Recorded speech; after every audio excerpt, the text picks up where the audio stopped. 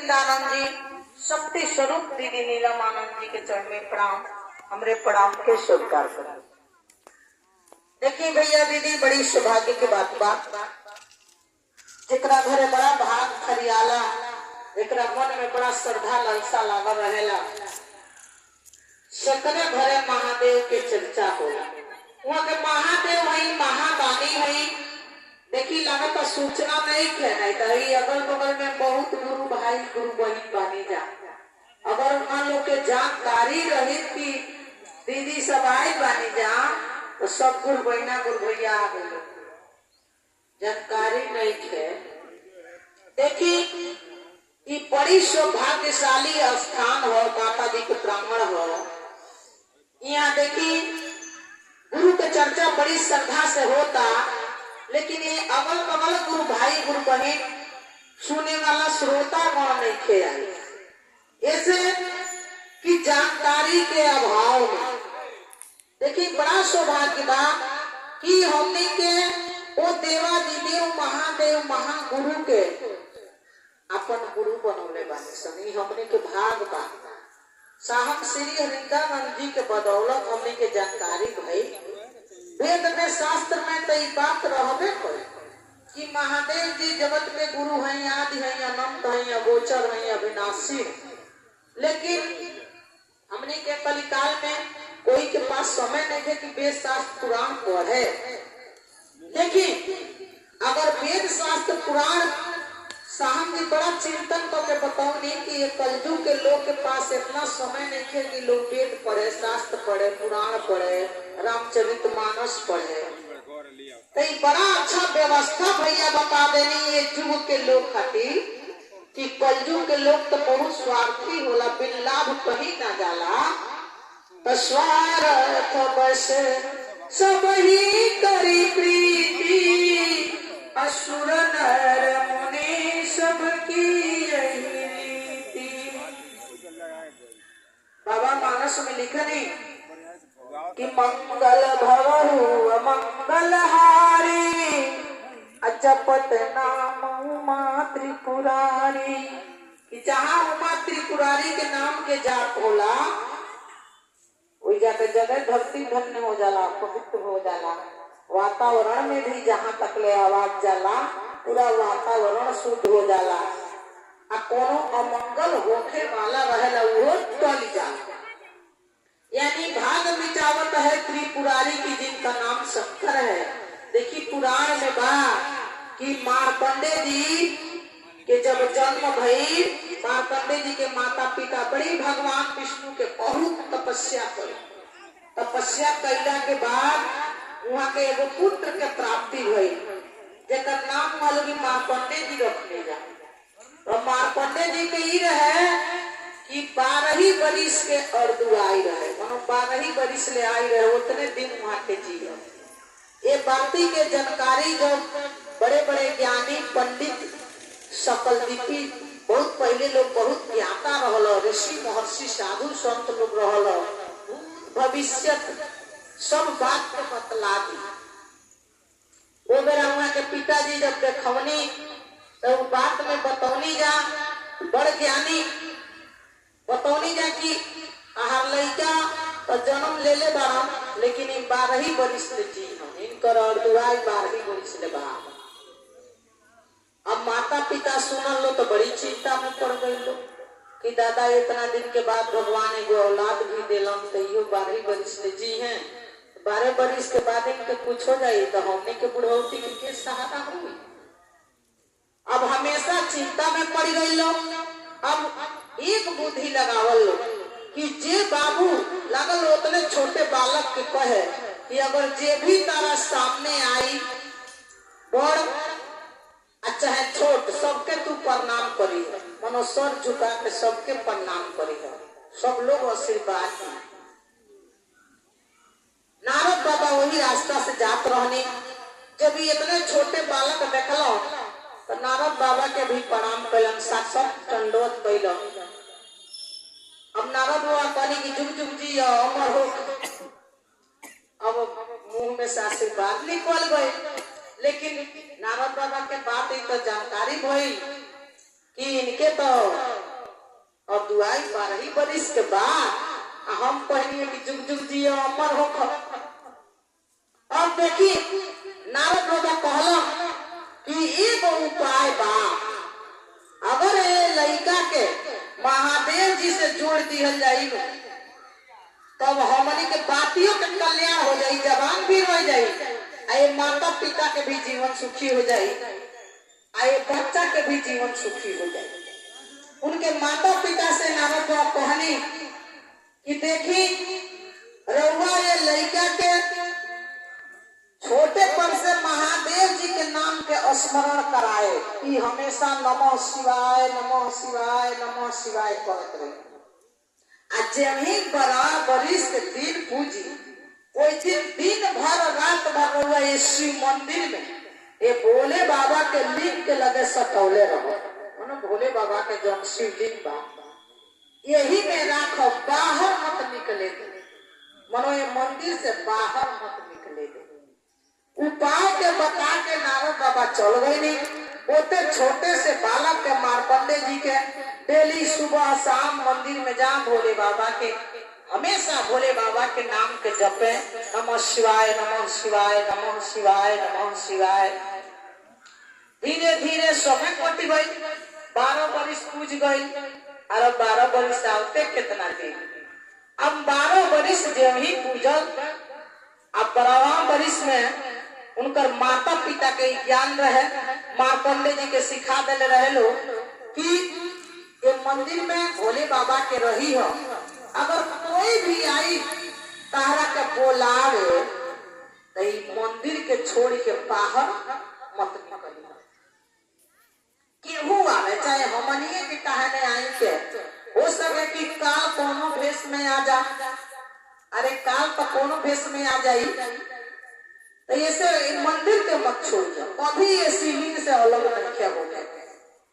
आओ मार्कंडे जी बाबा के शिवलिंग पकड़ ले रहल, नमः शिवाय नमः शिवाय नमः शिवाय नमः शिवाय के जाप करत रहल।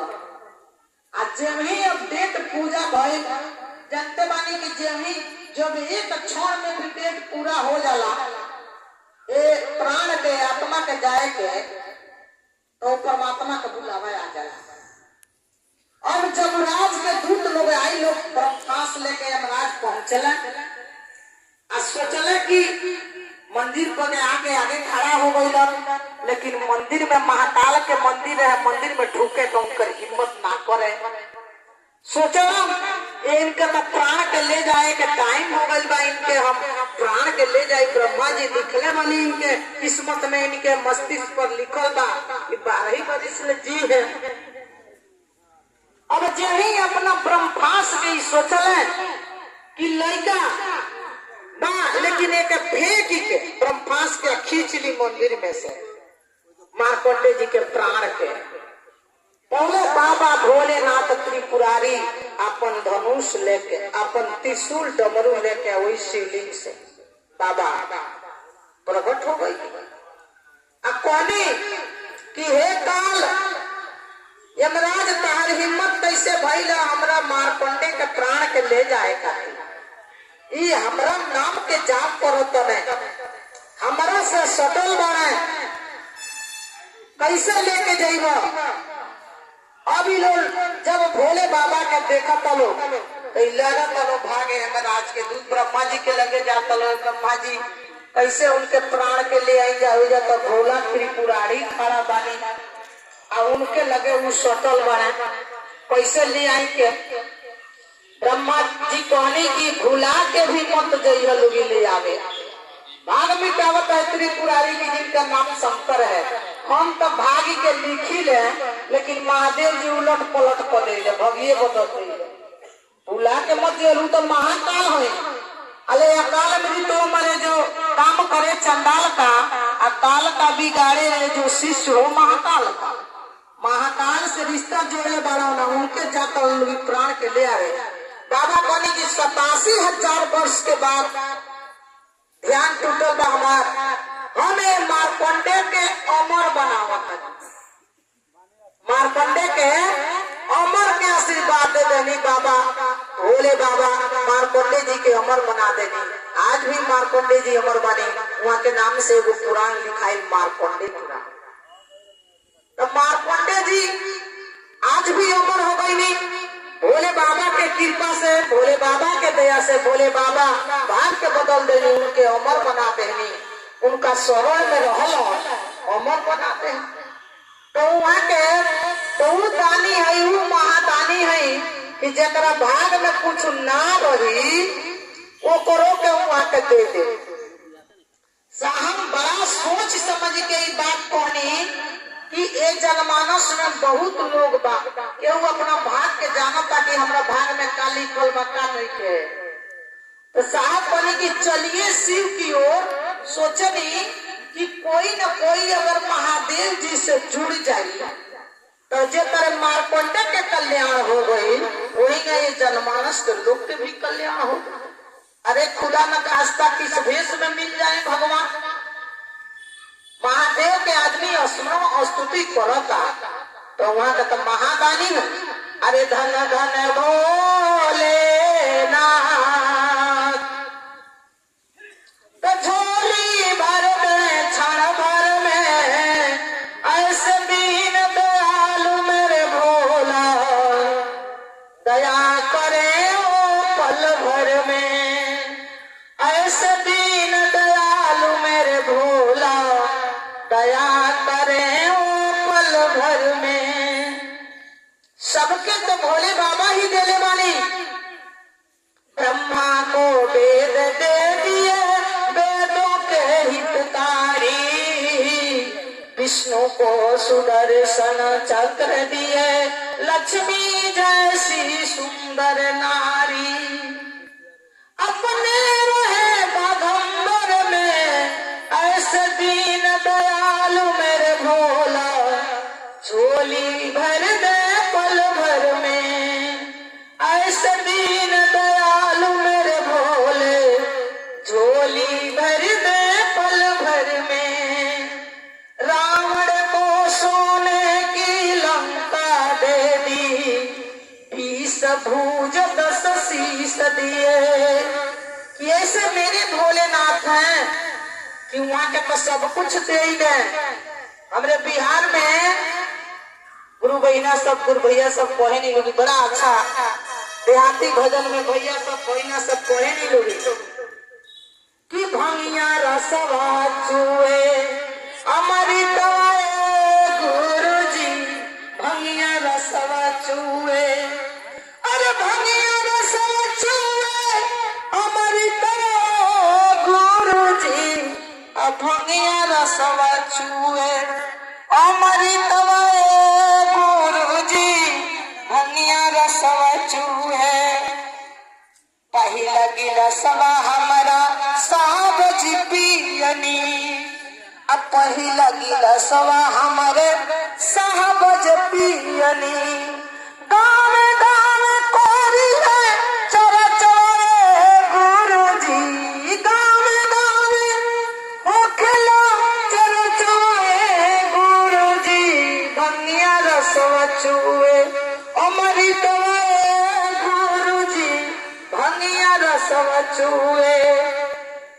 दूसरा गिलसवा हमारा नीलम दीदी पियली, गाँव गाँव कैली आलनवाए गुरु जी, भंगिया रसवा चुए अमृत गुरु जी, भंगिया रसवा चुए। तीसरा गिलसवा मोर गुरु भैया लोग पियनी, गाँव गाँव कोरी गुरु चरो चरे गुरु जी, भंगिया रसवा चुए अमृत गुरु जी, भंगिया रसवा चुए। अरे तीसरा गिलसवा मोर गुरु भैया लोग पियनी, गाँव गाँव कोइले भजनिया गुरु जी, भंगिया रसवा चुए अमृत गुरु जी, भंगिया रसवा चुए। कि महादेव जी के वो दया बा, क्यों वहां के दया के सागर है, महादानी है, सबके मुँह के देहले बानी। यही से जानता नहीं भोले बाबा के लिखल देख के एक तो ब्रह्मा जी खिसिया गई। अब मैया पार्वती जी के लगे कैलाश पर्वत पर चल गई। जाके कहनी मैया बाबा रोनी ना मैया रोनी, जाके ब्रह्मा जी कहनी कि हे माता जी हम ऐसे खिसियाई बनी कि हम तो भाग के लिखी ले, मान ली हमार लिखल काम हो, मैं ड्यूटी दिले बन जाए तो हम लिखी ले कि हमरा भाग केकरा भाग में का लिखे के बाद ओकरा कर्म के अनुसार हम भाग के लिखी ले। लेकिन राउर भोले बाबा बानी कि हमारा लिखल का मेटा दे, हम लिखी ले 200 वहां का को दिले 200 उलाट पलाट दे।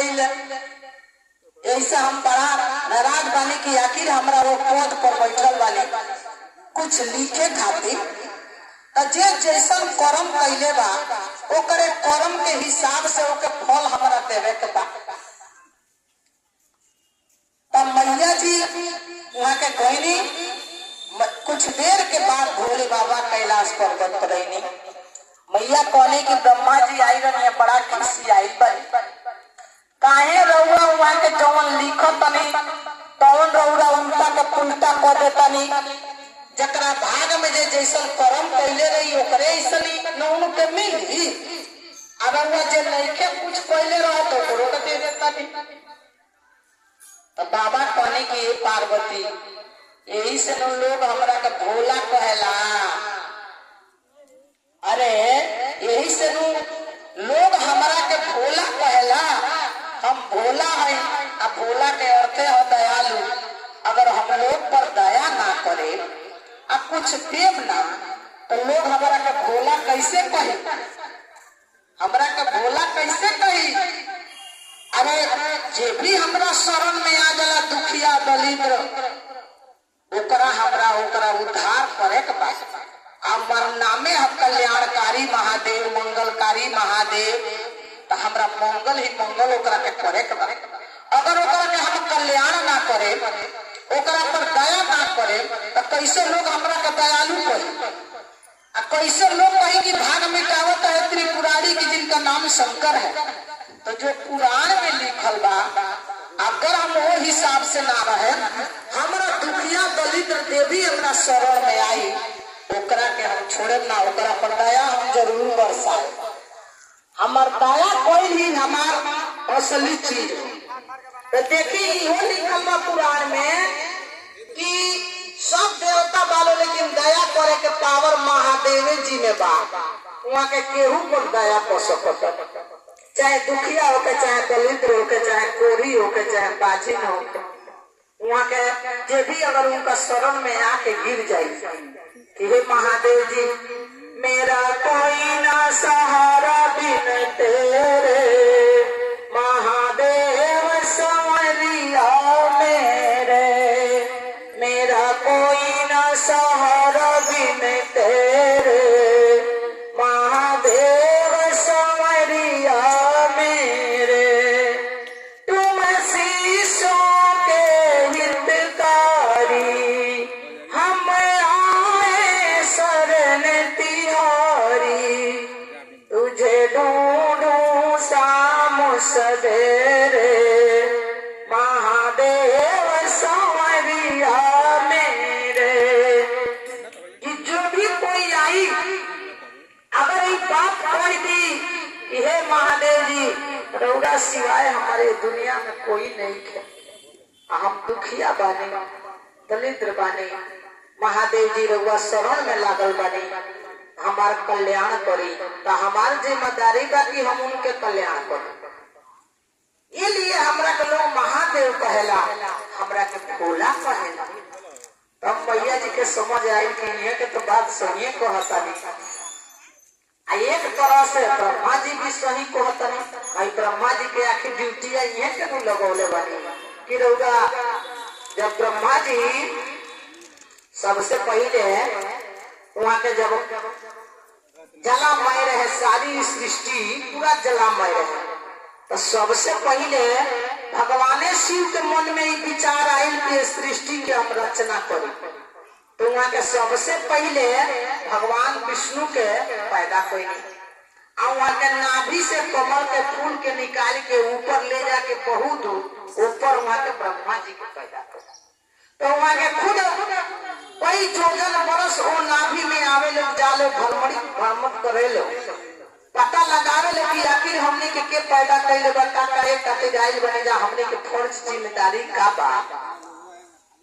तो खुद ही भगवान शिव से आराधना कैलो कि हे भोलेनाथ, रउआ जे भी हई जौना मकसद से जौना इच्छा से हमनी के जन्म सृष्टि पर देहले बानी, तो रउआ बताई कि हमनी के का करे के बा, हमनी के काहे खातिर उत्पन्न भइल बन जा, उत्पत्ति हमनी के रउआ काहे खातिर कैले बानी।